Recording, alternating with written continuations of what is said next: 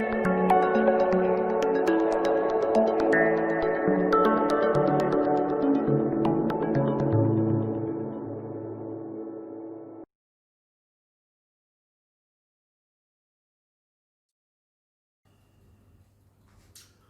my name's Steve. Welcome to another Mind Bomb training video. Today's topic is subtitled Beancounting for Beginners, but its real name should be How to Read a Set of Company Accounts. The idea with the beancounting obviously is a slang phrase for accountancy, and this is my homage to a fantastic UK TV comedy series, Blackadder. For anyone, obviously anyone in the UK, I'm sure you're going to be familiar with Blackadder. It's been on the TV for the last 30 years on one channel or another. But anyone outside of the UK, it's well worth looking it up. Really is. It's a great comedy series. And this just struck me, beancounting, as Blackadder tries to teach Baldrick how to count. We get this 1 bean plus 1 bean equals some beans. And that is exactly what it feels like, I think, when you're setting out and trying to understand, get to grips with how the accounts are produced and what they really mean, what they can tell you about what a business is actually doing. So yeah, the subtitle of Beancounting for Beginners, it definitely sums up how some people feel when they're confronted with a set of accounts and trying to make head or tail of it. But anyway, on to business, the real business of today. It's really to do with small companies. It's not something for accountants, not for bookkeepers, but for any would-be entrepreneurs or small company owners that maybe don't feel confident with what they can get out of a set of accounts if they want to understand another business a little better for whatever reason. There's a number of reasons why you might want to do that, but to get to grips with the accounts, really first place to start is the glossary of terms. I've just done some of the basic ones, trying to pick up on some of the regular things that people are likely to have to understand in order to be able to get the gist of what's actually happening within a company. If we quickly go through these, assets should be fairly obvious enough. It's what the company actually owns. There'll be a summary of assets. So it could actually be fixed assets, things like plant and equipment. It might be vehicles. It may be stock. It can be basically it's a sum total of the things that the company owns. On the other side of that, liabilities, so money that is actually owing from the business. So all of any loans, all of the outstanding bills, all sorts of finance agreements, anything like that would actually appear under the liabilities header on the accounts. Overheads. So overheads are generally different. They tend to be made up from a series of costs. So other than the staff cost and other than the cost of any goods or stock that the company might be trading in. So overheads would normally be things that are to do with the administration, maybe the building costs, any outgoings which are not directly related to the trade of the goods coming in and going out of. Turnover. Turnover is an all-encompassing thing. It's not just sales, but mostly, for most business, it would be sales. But it might include rental payments. It might include income from other sources. So it can be a general catch-all for all the sales and the receipts for the business. So the gross profit is actually once you've deducted the cost of sales from your turnover figure, from the income from sales, and that should be excluding VAT. So the gross profits will be the top line profit, if you like, that you would make from the trading activities. And then the next one, net profit, is where you've actually then deducted the overhead costs staff costs and other costs involved in running the business. So that's the difference between the two. One is the straightforward trading profit of the business, and then the net profit once you've actually taken away all of the other costs that are related to running the business. And obviously bearing in mind that you might actually have a negative in those figures. So if it's negative it potentially could be positive gross profit, but by the time you've deducted all the other costs, then you might end up with a negative figure at the end of it, which obviously is a loss for the period that you're actually looking at. So bear in mind that that's possible. And just a note on that, negatives are often shown with figures in brackets in the accounts. So just to comply with the standards, if you like, the norms that the accountants will present these things in, it will actually normally be a bracketed figure. So debtors, when you're looking at the debtors for a company, basically that's all of the money that is outstanding owed to the company. So normally if you're giving out credit to customers, then that figure will appear in the debtors. So it's money that is owed to the business. And then the other side of that is the creditors figure. So creditors are people that you owe money to. So the company would owe for obviously things like stock, but also it might be broken down for longer term creditors. So things like finance agreements, other credit apart from the actual trading. And then reserves. So reserves are accumulated within the company over a period of time. So for previous years, if the company's 10 years old and maybe made a profit of £10,000 per year, then the accumulated reserves would be £100,000. It's money that has built up within the business. If it's not been distributed out to shareholders, then it's reserves within the company.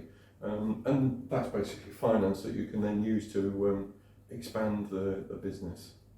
So I'll leave those on the screen while I'm just going through the other points about this, but hopefully that helps on some of the standard phrases that you're going to come across in the regular run through of any small company accounts anyway.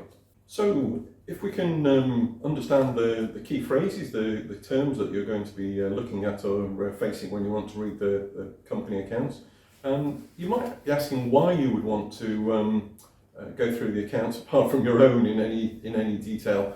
There's a number of reasons why. The first one is to do with whether you're checking competitors or other businesses in your line of work.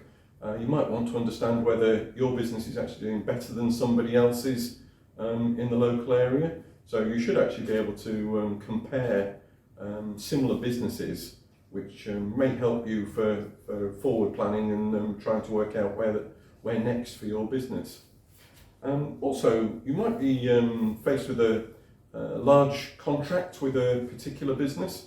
So if you're looking to supply a business, then it would make sense, if it's going to be a large contract, to do your own background research and work out whether you're comfortable offering them credit terms.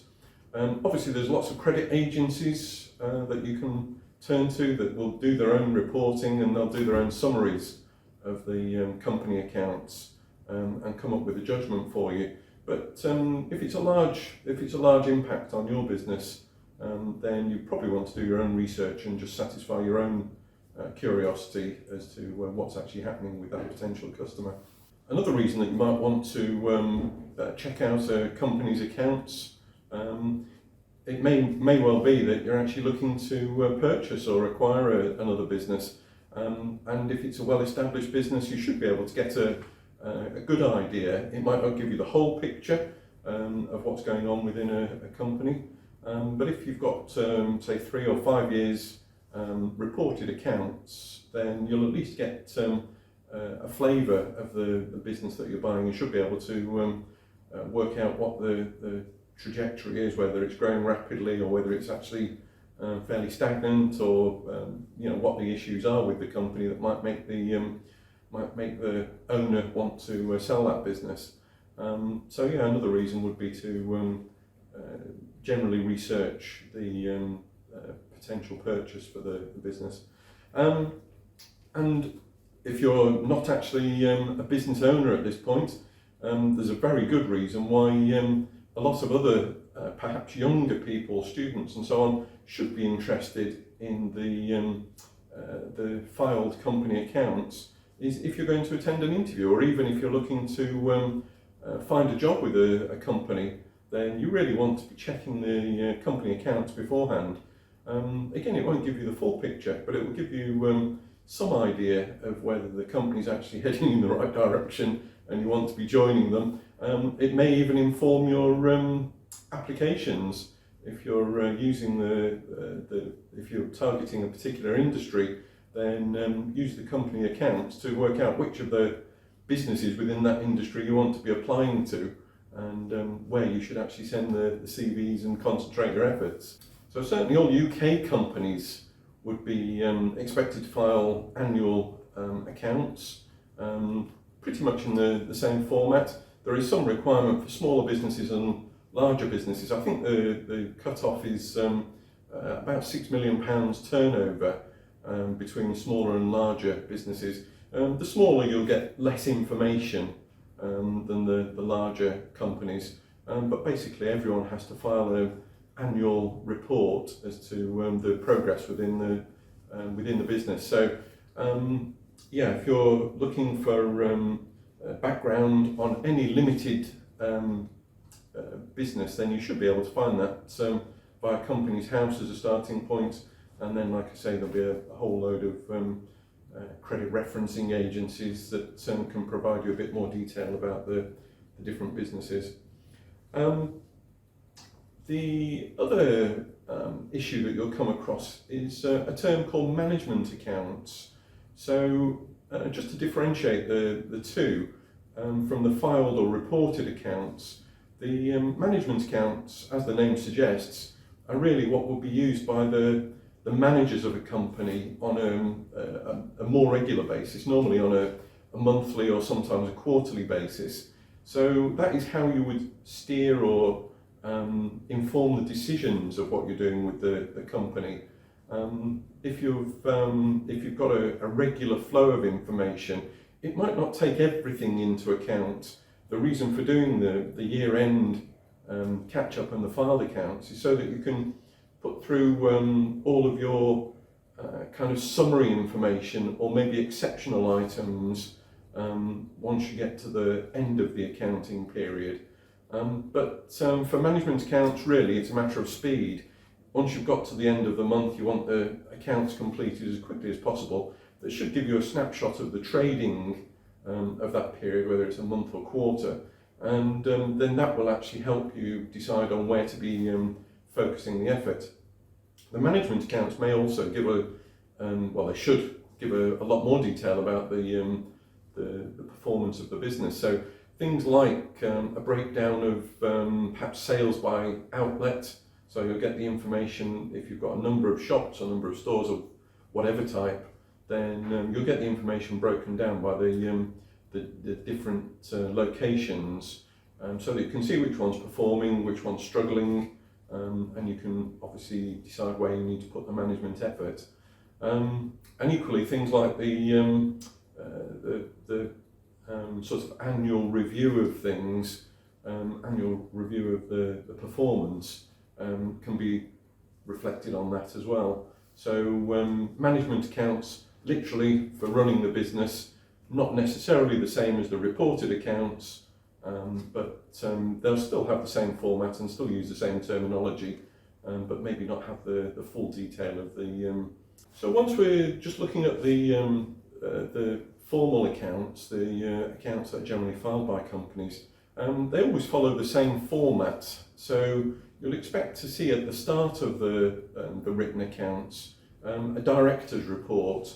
To be honest, for most small companies, certainly in the UK, that director's report isn't going to tell you much.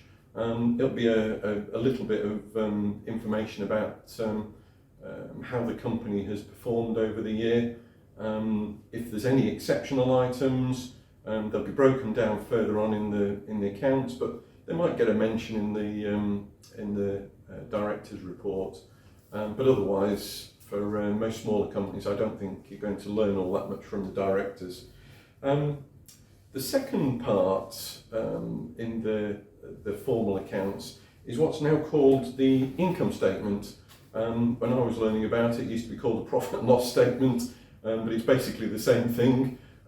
So the profit and loss, or the income statement, is just a summary of where the money has come from over the previous year, or gone to, if the fact is that the company's actually made a loss over the year. So it will show you a breakdown of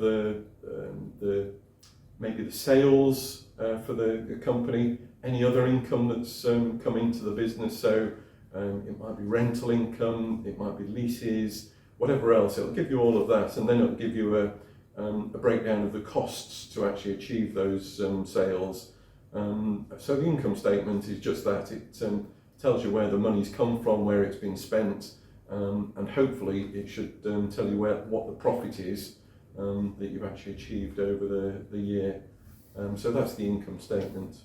The third part of the accounts, after the income statement, will be a statement of financial position.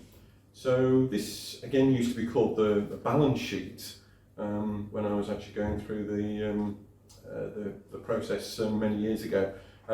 So a balance sheet can be a bit of a difficult concept sometimes.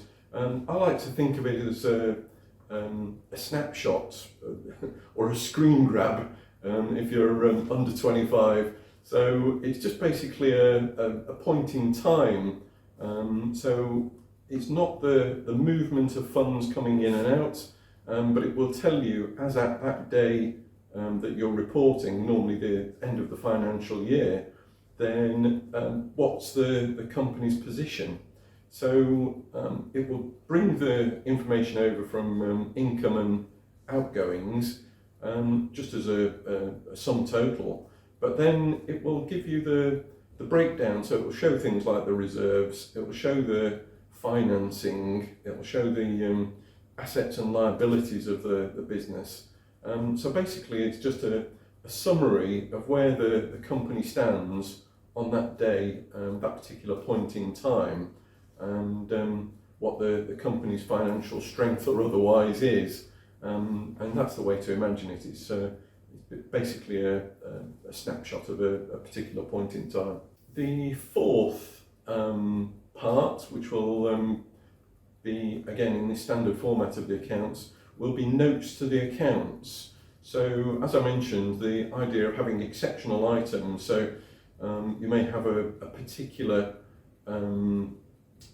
maybe a profit that's been made on vehicles that have been disposed of, or a loss that's been incurred that's over and above what was expected. Then those exceptional items can actually be flagged up in the notes to the accounts. The same if your stock value maybe in the previous year was £100,000. This year it's been readjusted, and there may be an exceptional write-off of stock. So that kind of thing should actually be appearing in the notes to the accounts. Anything that would be out of the ordinary, maybe an adjustment for whatever reason, should actually appear in the notes that accompany the accounts. In larger companies, PLC companies, the notes to the accounts can cover all sorts of things, from exchange rates, either gains or losses. All kinds of exceptional items would go through, so they can run for pages and pages and pages. But most smaller companies, smaller businesses, you'd expect maybe just a few comments again. Hopefully a bit more explanation than you would normally get in the director's report. But yes, if you're getting a few comments just to help fill out the picture, then they can be useful too. So equipped with the basic knowledge, you should be able to then read the set of accounts. You've got the standard terms, perhaps an understanding of the difference between the reported accounts, management accounts, and a breakdown of how the small company accounts, certainly in the UK, are going to look, the different sections that you'll be faced with.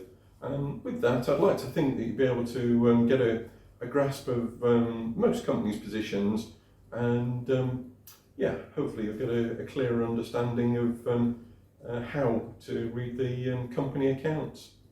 So if you like what you've seen today, then don't forget to subscribe and click on the bell. Make sure to click on the bell for notifications, and obviously any comments. I'm always pleased to receive any comments that you want to send in. If you've got specific questions, let me know. Let me know what I've actually missed out on the basic reading of the accounts. And thank you very much for watching. I'll see you next time.